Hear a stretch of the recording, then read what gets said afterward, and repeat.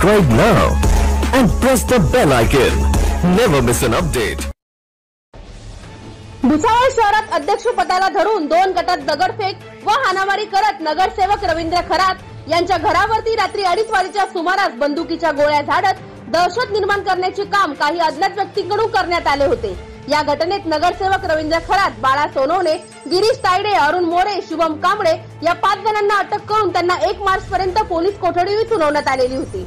हा सर्व प्रकार समतानगर परिसरात घडलेला असून चालवलेल्या गोळीचे रहस्य समोर येत नव्हते, परंतु भुसावळ शहर पोलीस ठाण्यातील अधिकाऱ्यांनी तपासाला वेग देत आज दिनांक 27 फेब्रुवारी रोजी दुपारी 11 वाजेच्या सुमारास या घटनेतील आरोपींना भुसावळ शहरातील चक्रधर नगरातून ताब्यात घेण्यात आले। सदर आरोपीचे नाव अक्षय प्रकाश नावकर असून त्याचे वय 21 वर्ष आहे। याला अटक करून त्याच्याकडून गावठी पिस्तूल जप्त करण्यात पोलिसांना यावेळी यश आले आहे, परंतु आता हा आरोपी कोणत्या गटाचा आहे हे मात्र अजूनही कळालेले नाही। लवकरच पोलीस प्रशासन याचा उलगडा करत इतर शहरातील वातावरण खराब करून दहशत निर्माण करणाऱ्या आरोपींना अटक करणार असून शहराचे वातावरण हे पूर्वस्थितीत आणतील अशी आशा भुसावळ शहर वासियांकडून यावेळी व्यक्त केली जात आहे।